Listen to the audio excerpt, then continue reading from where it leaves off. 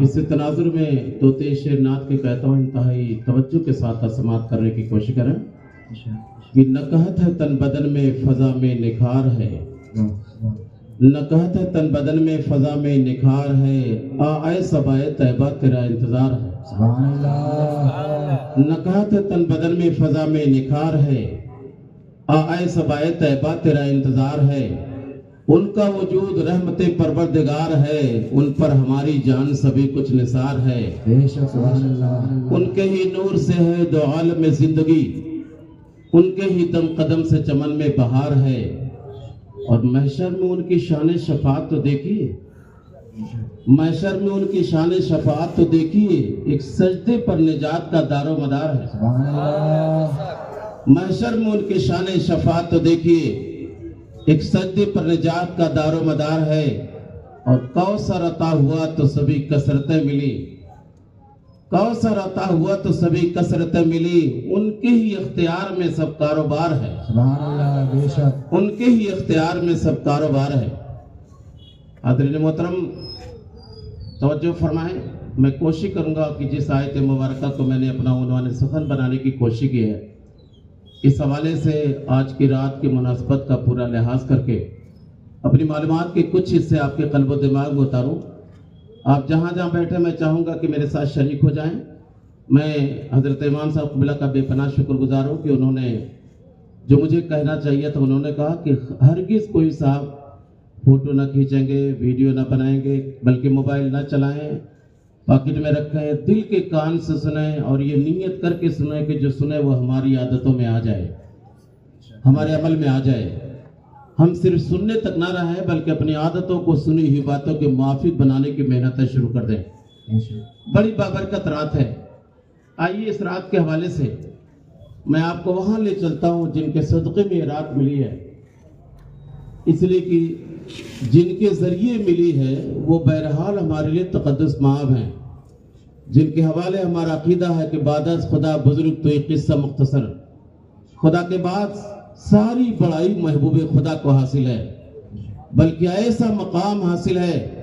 کہ ساری دنیا اپنے معبود کو راضی کر رہی ہے، معبود نے کرم فرما کر اپنے محبوب کو راضی کرنے کی بے پناہ اپنے فضل و کرم کا اظہار فرمایا ہے۔ اعلیٰ حضرت نے اس مفہوم کی ترجمانی کے ارشاد فرماتے ہیں، خدا کی رضا چاہتے ہیں دو عالم، خدا کی رضا چاہتے ہیں دو عالم، خدا چاہتا ہے رضائے محمد۔ تو ہمیں بھی اس آقا کو راضی کرنے کی محنت کرنی چاہیے، بلکہ آج کے فتنوں کے زمانے میں میں بڑی توجہ کے ساتھ یہ بات گوش گزار کر دوں۔ آپ سب جانتے ہیں کہ ہم سب کے پاس سب سے قیمتی چیز کیا ہے؟ کوئی بھی بتا دیں؟ آپ کو بتانا ہی چاہیے، مجھے تو اس لیے حیدرآباد میں آ کے خوشی ہوئی کہ جو اردو زبان ہماری تہذیب ہے، ہمارا تمدن ہے، ہماری ثقافتی علامتوں کا نشان ہے، وہ حیدرآباد سے ہی چلی تھی۔ یہ اور بات ہے ہم لکھنؤ والوں نے اس زبان کو جوانی عطا فرمائی، تو مجھے تو خوشی ہے آپ سے ملاقات کر کے کہ جس زبان کو میں اپنے لیے بڑی محبوب ترین زبان مانتا ہوں، آج وہاں مجھے گفتگو کرنے کا موقع میسر آیا جہاں سے زبان چلی ہے۔ تو آپ بھی بتائیں کہ ہم مسلمانوں کے پاس، اہل ایمان کے پاس سب سے قیمتی چیز کیا ہے؟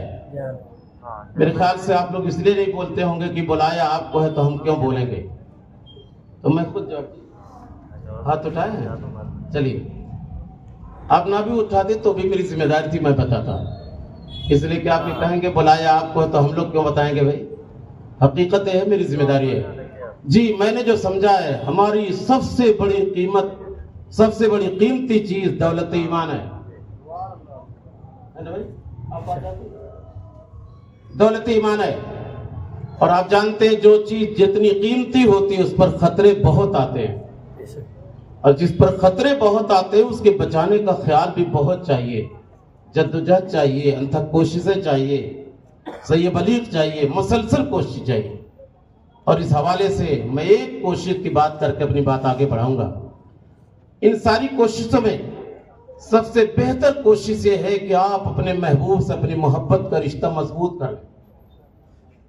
یہ رشتہ مستحکم ہو جائے، اور یہ محسوس کر لیں کہ یہی رشتہ سب کچھ ہے، اس لیے کہ اگر اس رشتے کو بچا کے آپ دنیا سے لے کے چلے گئے تو یقین جانے سب کچھ لے کے چلے گئے. اگر آپ یہ نہ بچا سکے تو بہت کچھ لے کے جا کے بھی آپ کچھ نہیں لے کے. ان باتوں کو بہت سخت شدت کے ساتھ آپ کو محسوس کرنا پڑے گا. میں عرض کروں نبی پاک کے ساتھ ہمارا لگاؤ ہی سب سے بڑی چیز ہے، بلکہ دوریاں کوئی چیز نہیں ہے. لگاؤ جتنا مضبوط ہوگا، کہنے کے لیے مسافتیں دور ہیں مگر لگاؤ مضبوط ہونے کے ناطے آدمی دل کے قریب ہو جاتا ہے. لگاؤ کی بہت اہمیت ہے. میں اسی لیے زور دے کر ایک بات بتا رہا ہوں کہ آپ اس کو مضبوط کیجئے. لگاؤ، ہم کہیں بھی رہیں، نعتیں سنیے، تقریر سنیے، ذکر و اذکار میں رہیے، کہیں رہیے، مگر آپ کے دل کی دنیا میں نبی پاک کا تصور موجزن رہے.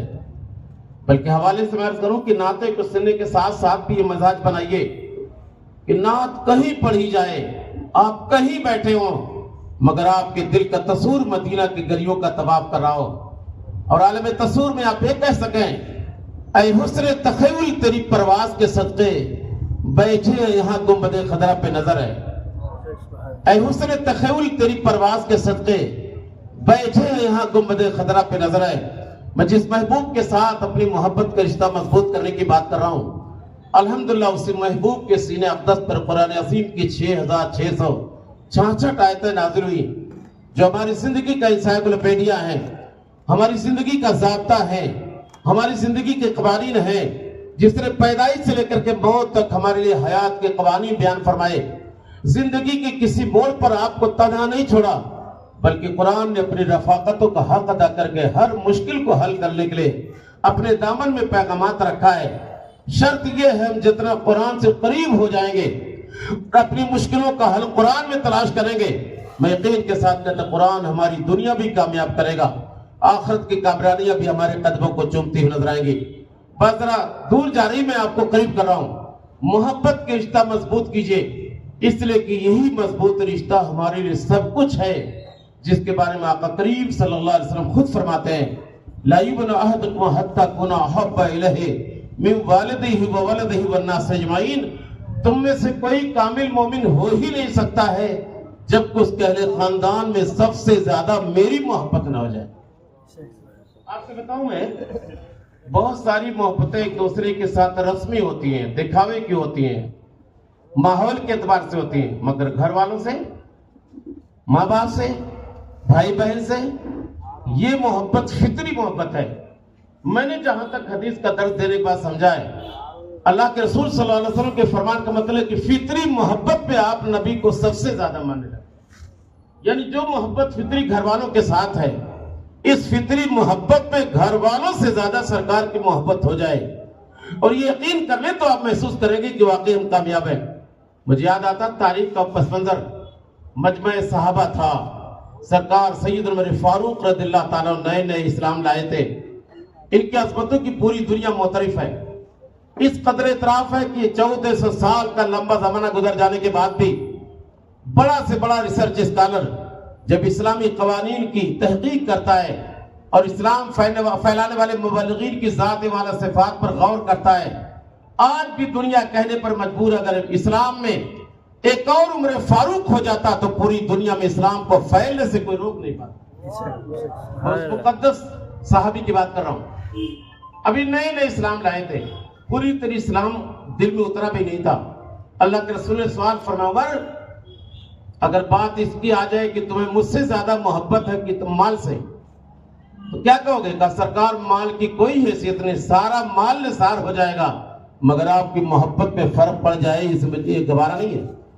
دوسرا سوال ہوا عمر اولاد کی بات آ جائے،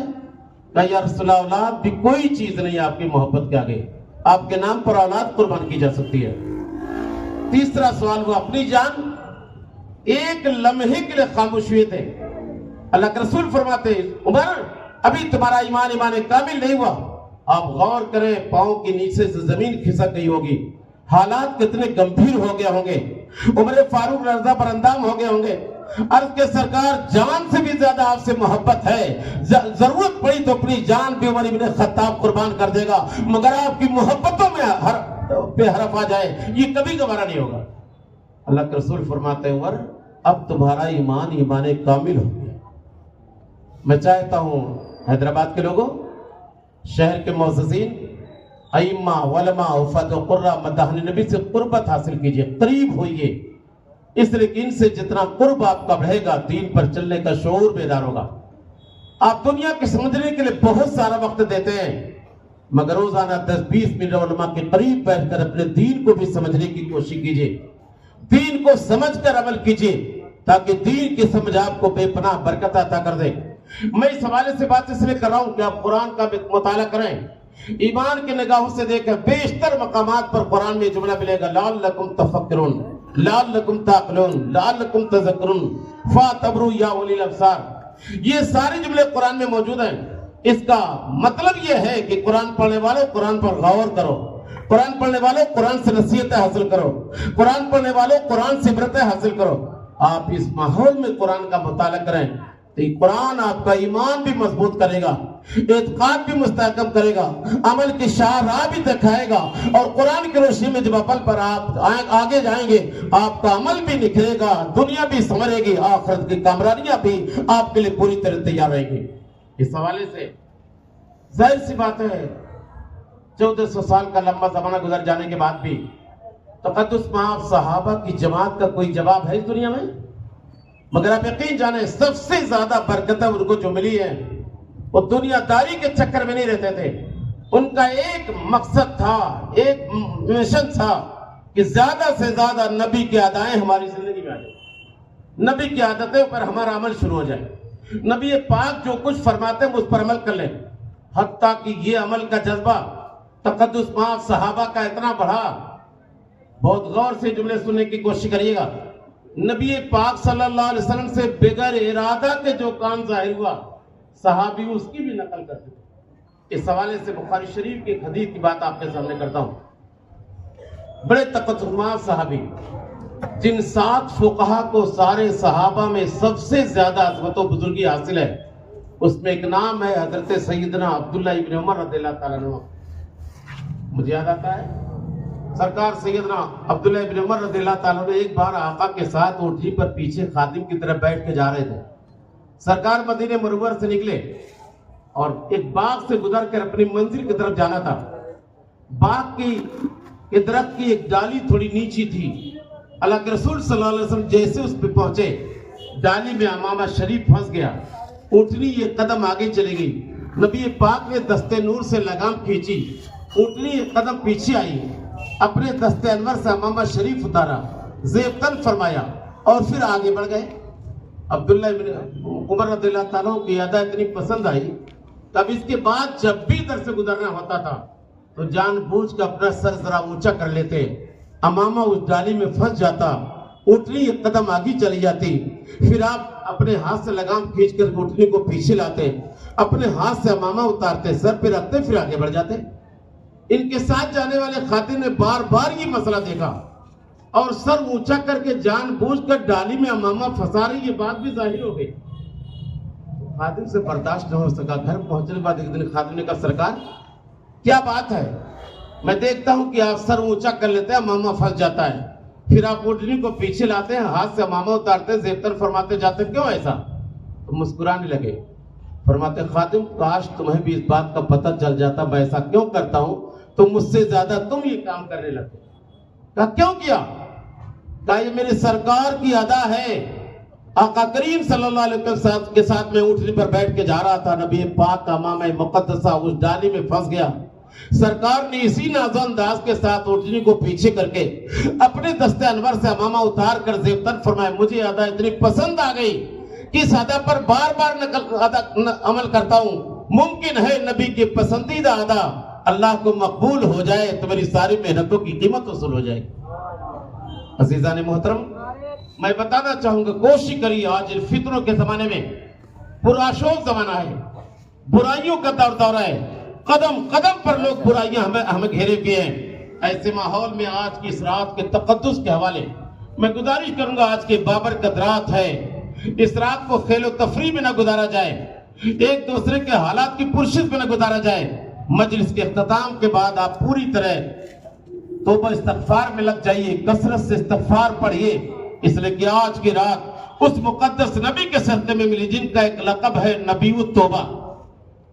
ہمارے نبی کی بہت ساری صفات ہیں، مگر ایک صفت ہے نبیوت توبہ، یعنی ہمارے نبی ایسے ہیں جن کے ذریعے توبہ قبول ہوتی ہے۔ اب نبی پاک کو گواہ بنا کر توبہ کریں، آقا سفارش فرما دے، میرا یقین ہے کہ اللہ توبہ قبول فرما لے گا۔ اس لیے کہ نبی کی سفارش پر توبہ قبول کرنے کے لیے اللہ نے خود ارشاد فرمایا، انا تواب الرحیم۔